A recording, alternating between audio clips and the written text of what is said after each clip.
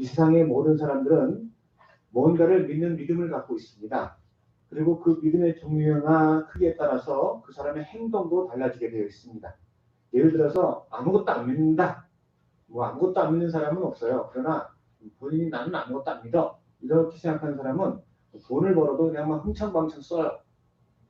그런데 이 사람이 내가 차곡차곡 적금을 하면 10년 후에는 집을 살 수 있을 거야. 그런 믿음이 있는 사람이라면 지금부터 그 집을 사기 위해서 쓰고 싶은 거 안 쓰고 먹고 싶은 거 안 먹고 열심히 돈을 모을 겁니다.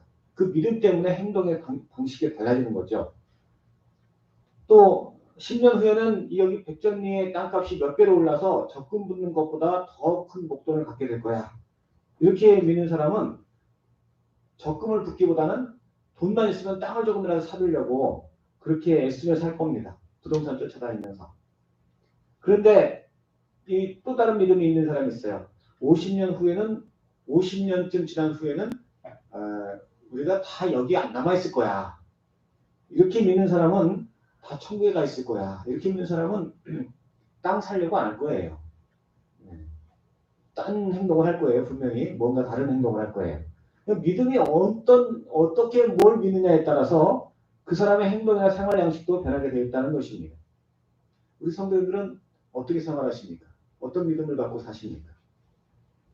여기 이곳에 모인 우리 모든 성도님들께서는 다 천국의 믿음이 있을 줄로 믿습니다. 아멘. 그런데 우리의 믿음이 다 똑같지는 않아요. 믿음에 따라서 어떤 사람은 더 적극적으로 행동하는 사람이 있고 또 소극적이 되는 사람도 있어요. 그리고 더 나아가서는 그 믿음에 따라 어떤 사람은 천국에서 영생을 잃을 것이고 그렇지 못한 사람도 있어요. 그래서 마태복음 24장 40절에 41절 말씀에서 예수께서 친히 그때 두 사람이 밭에 있으며 하나는 데려감을 당하고 하나는 버려둠을 당할 것이요 두 여자가 매를 갈고 있으며 하나는 데려감을 당하고 하나는 버려둠을 당할 것이다. 같은 집에서 같이 밥 먹고 같이 생활하는데 어느 순간에 한 사람은 천국에 한 사람은 그렇지 못한다는 것입니다.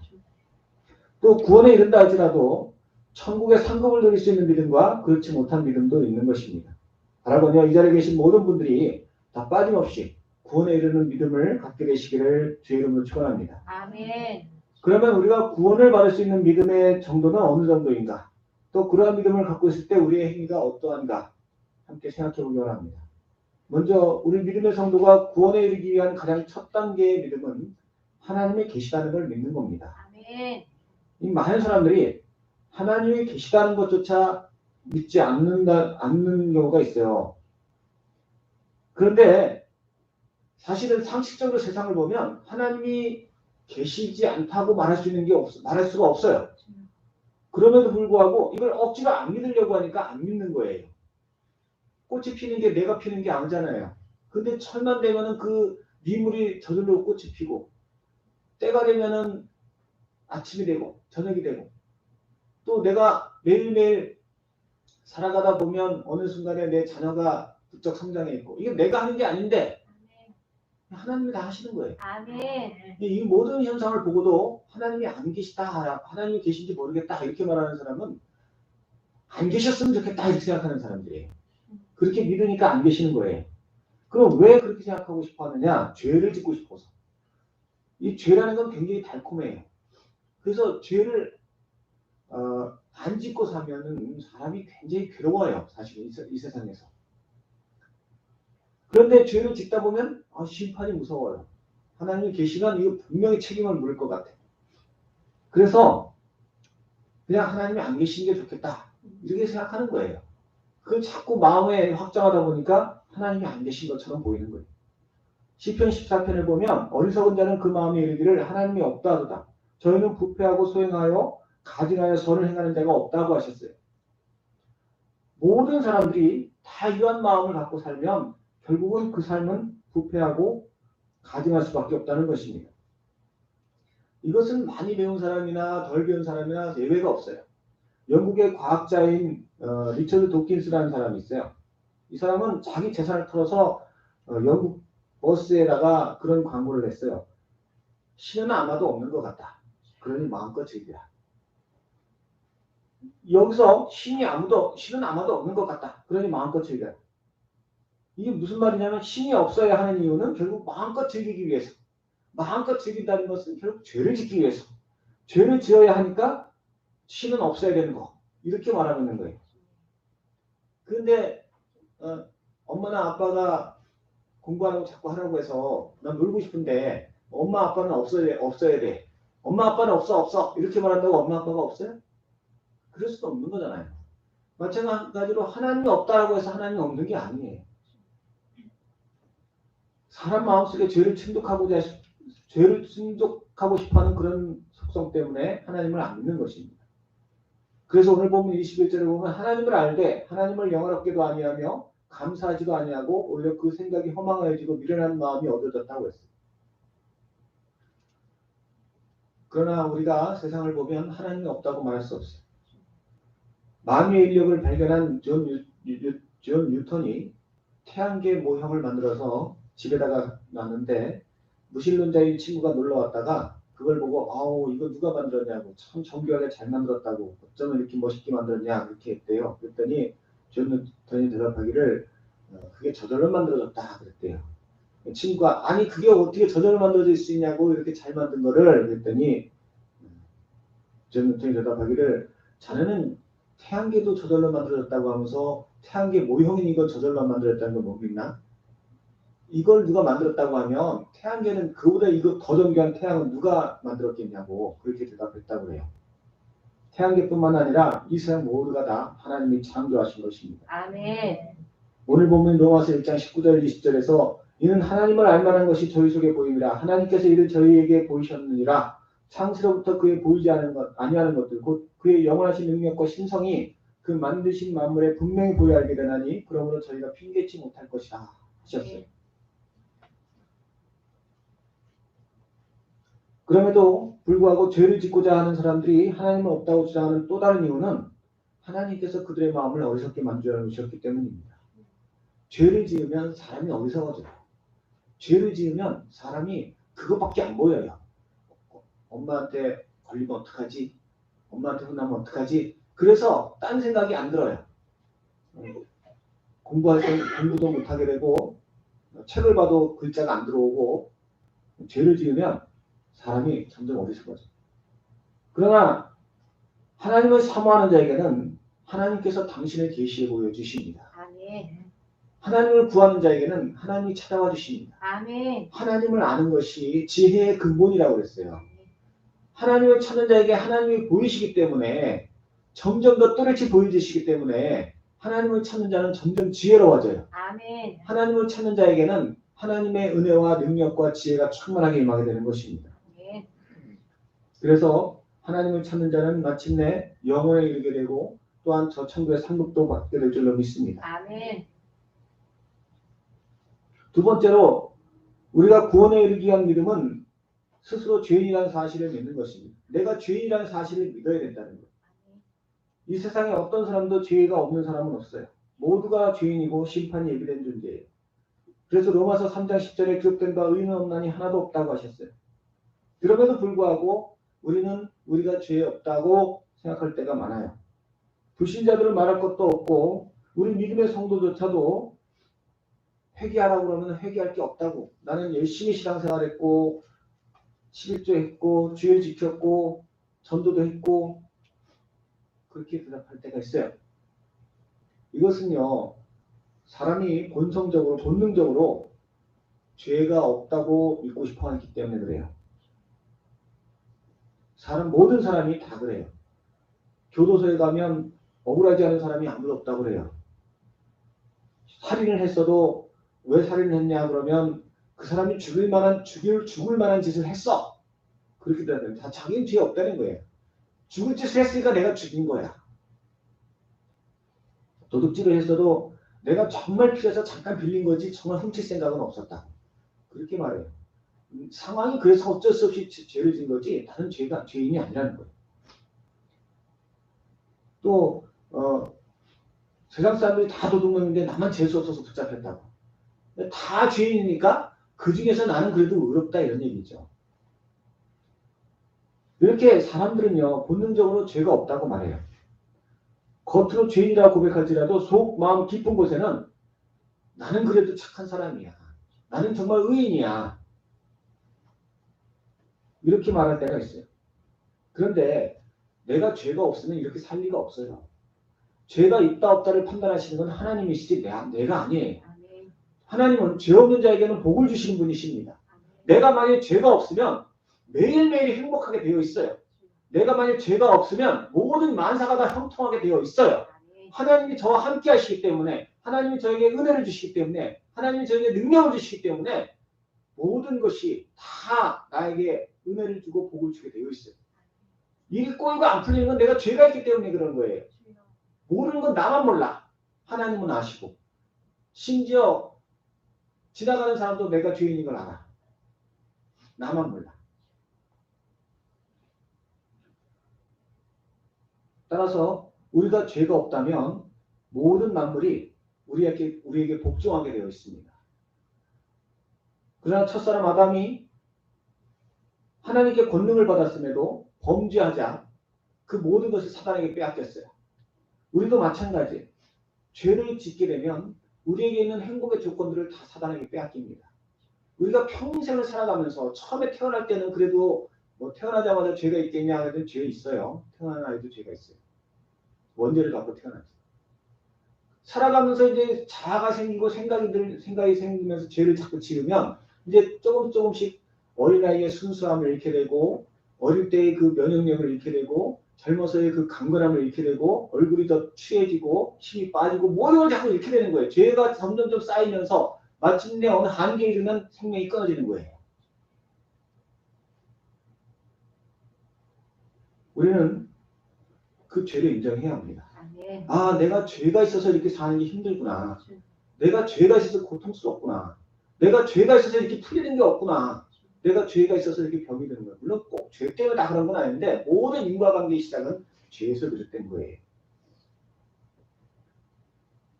이렇게 죄라는 거를 내가 죄인이라는 걸 인정할 때 비로소 그는 그럼 어떻게 하면 되지? 이 죄를 어떻게 하면 되지? 내가 도저히 죄를 안 지으려고 해도 안 지을 수가 없는데 어떻게 하면 되지? 하고 그 우리의 구원자이신 예수 그리스도를 찾게 되는 거예요. 아멘. 내가 죄인이라는 걸 인정할 때, 내가 아프다는 걸 인정할 때 병원을 찾듯이 안 아픈 사람은 병원 안 찾아요. 죄인이라는 걸 인정할 때 내가 교회를 가야겠구나. 내가 이렇게 일이 안 풀리는데 교회를 가야겠구나. 이렇게 힘든데 내가 교회를 가야겠구나. 하나님을 찾아야겠구나. 그냥 힘들어 죽겠는데도 어떻게든 내가 해봐야지. 어떻게든 내가 노력해봐야지. 내 힘으로 어떻게든 극복해봐야지. 끝까지 버티는 것은 어리석은 것입니다. 우리 모든 성도님께서 내가 죄인임을 고백하시기 바랍니다. 아멘. 그리고 그 믿음으로 말미암아 구원의 길을 얻으시기 바랍니다. 아멘.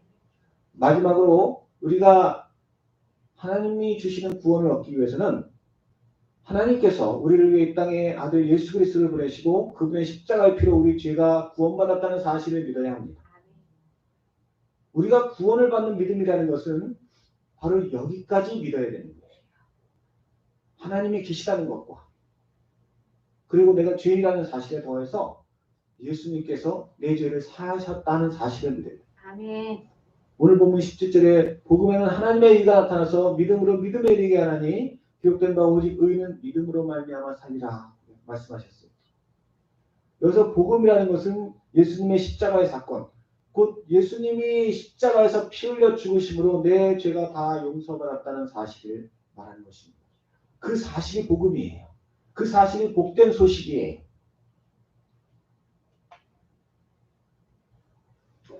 우리가 앞에 두 가지 사실, 하나님이 계시다는 것과 내가 죄인이다라는 것은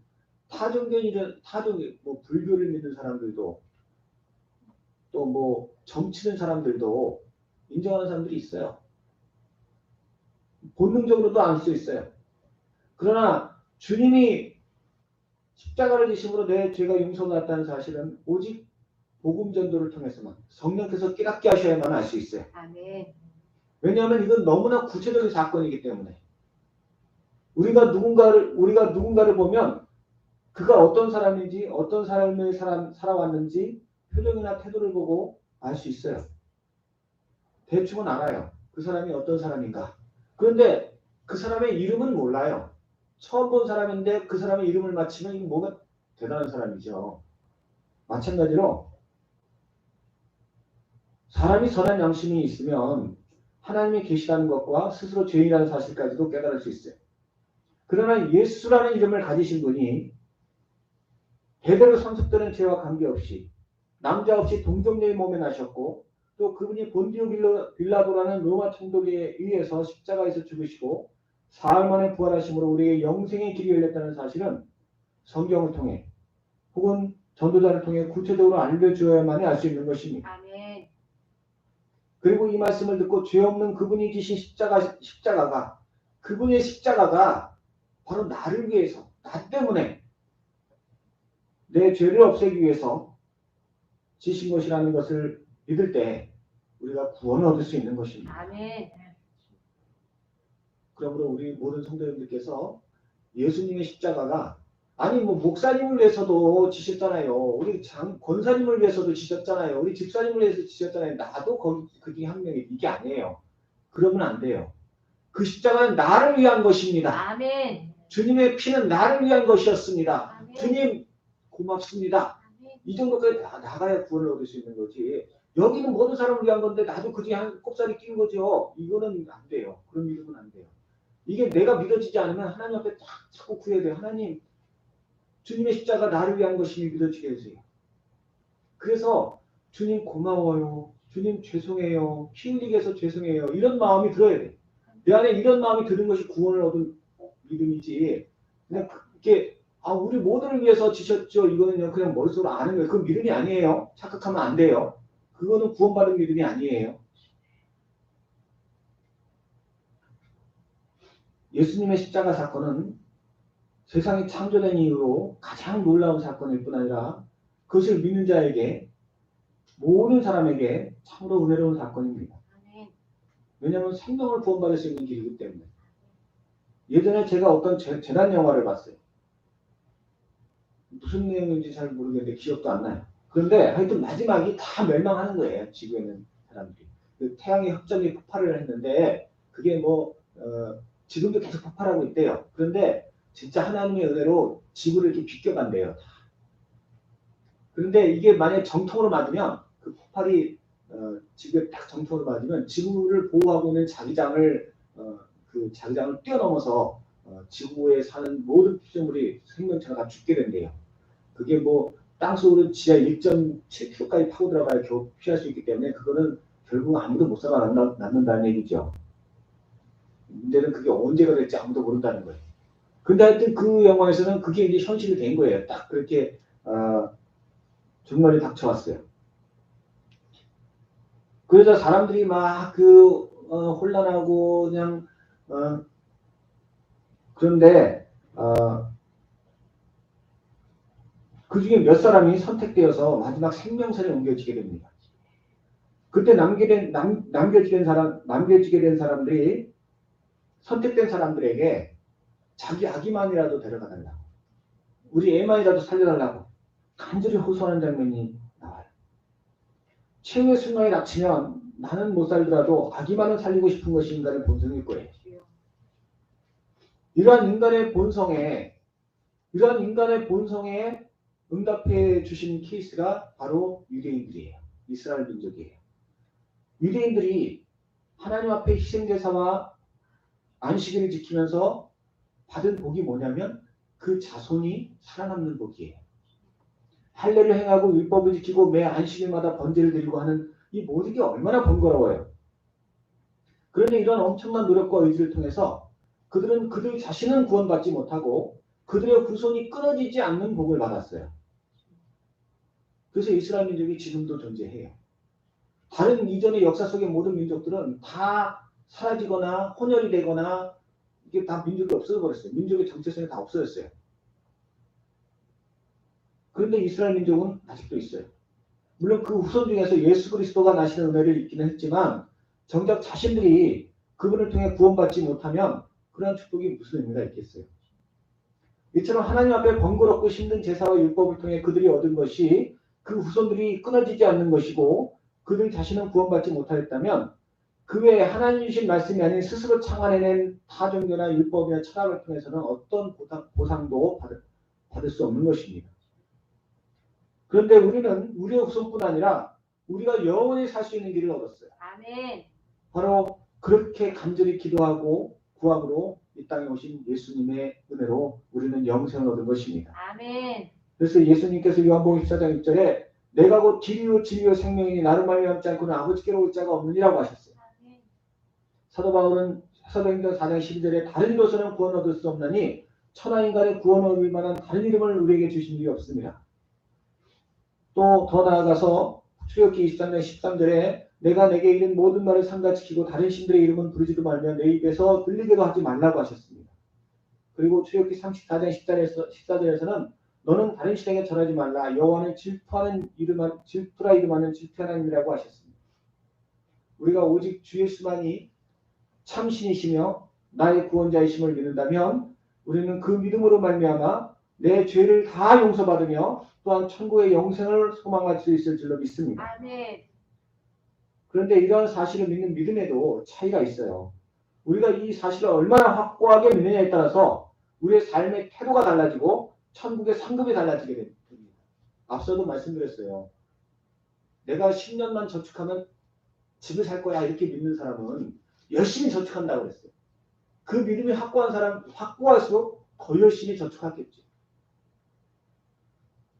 50년 후에는 난 여기 없을 거야 라고 믿는 사람은 땅 같은 거 안 사요.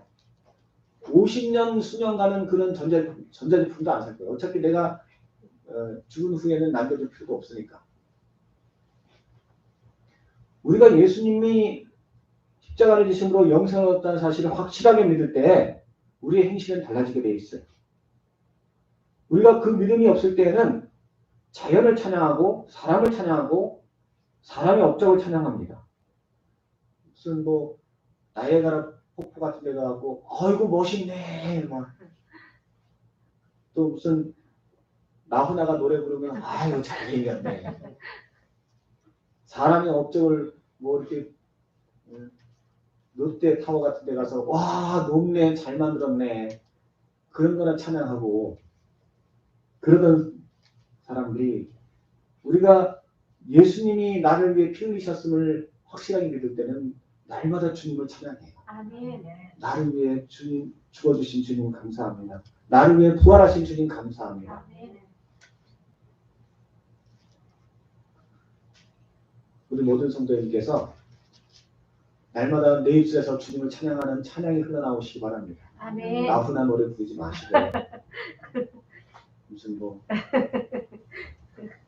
하나님을 찬양하는 것이 나의 믿음의 표상인 것입니다. 아멘.